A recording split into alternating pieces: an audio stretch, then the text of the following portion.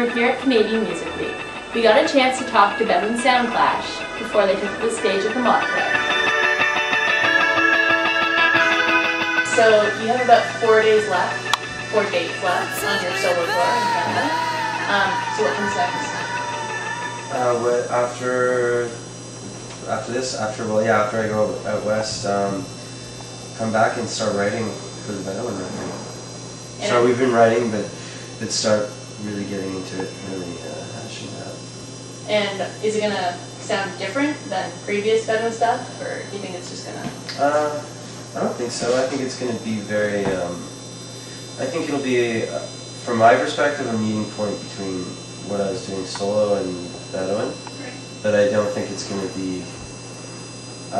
It's going to be different than the last records, because every record we've done has been somehow different. Yeah, a little bit different at least. But yeah. We're also working with a different producer for the first time actually, so I think he'll help bring a different sound. His name's King Britt, and we're definitely looking to open up some of the ways that we record as well. So it should be different that way. Yeah. Assumably you're going to release the Bedouin album on your own label now, right. Pirates Blend. Yeah. So can you just tell us a little bit about that, the label? Well, everything kind of came together like last year. Sort of, my solo record was supposed to come out on a different label, and that relationship had fallen apart. And we'd gone through about 3 labels in our career,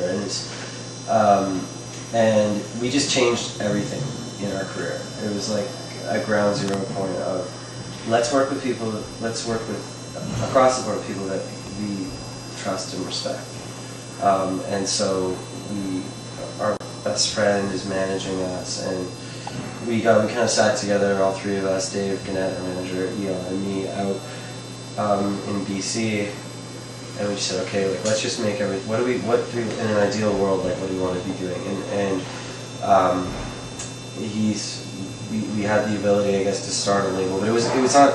The label was just to put out our own projects, to do something like my solo thing, and then further down the line, be able to help out each other when we do something creative, whether it's with music or with film or with art or anything, and then try to do the same thing for other people as well. Us, as a business, as Pirates Blend, we've said, we focus on one thing that we can do, not. Because once you start focusing on so many issues, it dilutes your purpose. So finding one thing that we could really get behind and support with longevity. Yeah. Journalists for Human Rights has been an organization that is like new, and it's run by younger people who are interested in like the freedom of the press, and that affected me as an artist when I was sort of thinking whether or not I wanted to keep playing music anymore, whether it had really any effect, or whether it was just sort of self-obsessed or something.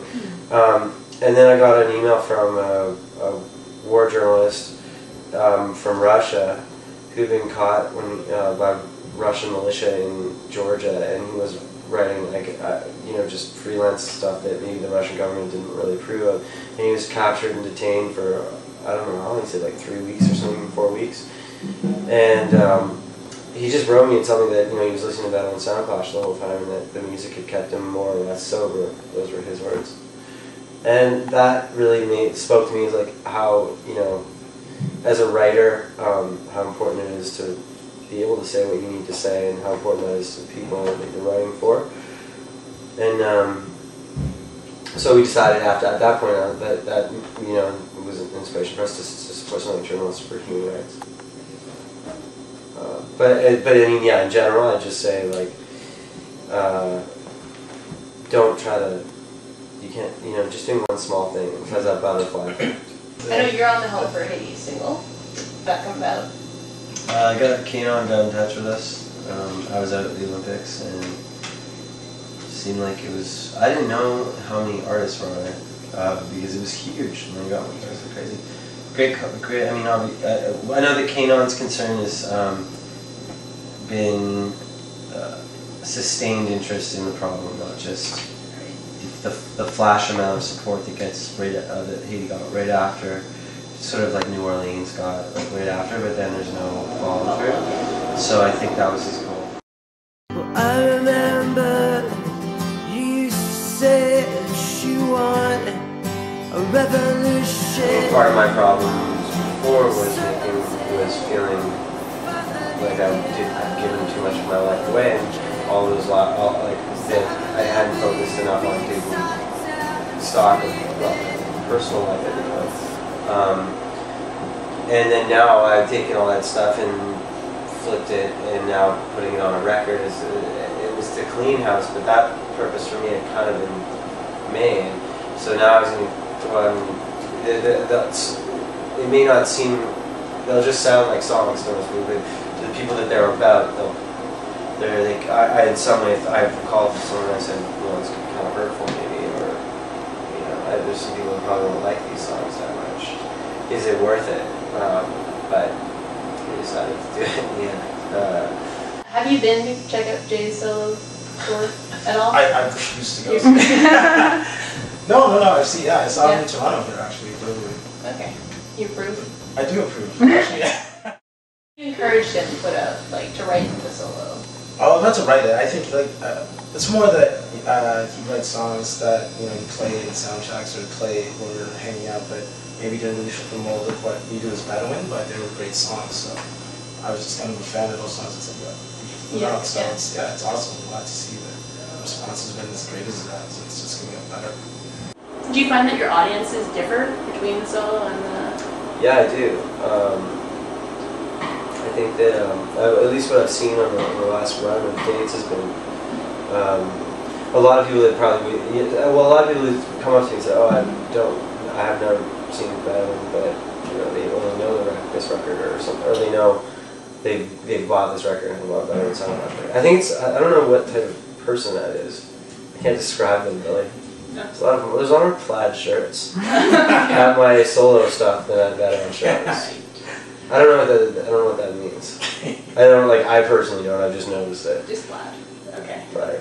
You have traditionally worn many plaid shirts. Stop wearing them. But you have, yeah. Stop wearing them. I have one of them. This plaid shirt is kind of like Santa Monica to me. Yeah, plaid shirts. What's one question you're surprised you've never been asked? I don't really think too much about questions. Yeah, I know, that's interesting. Only that. Let's admit, there's got to be something. I think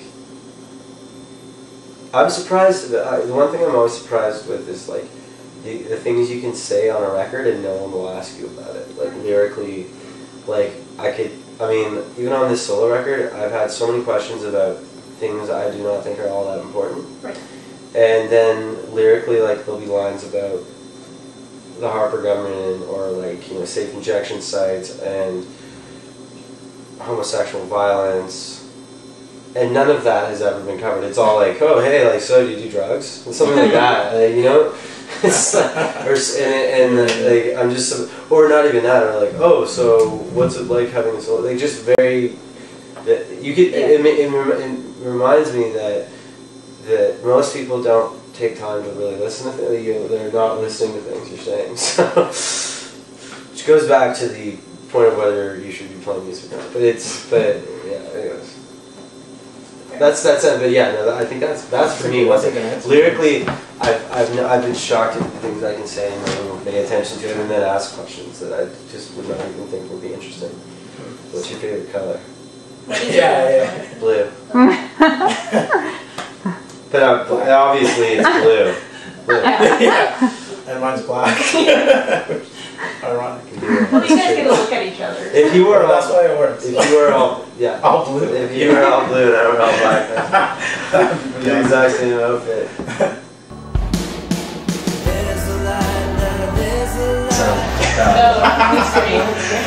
This is getting a little X-rated.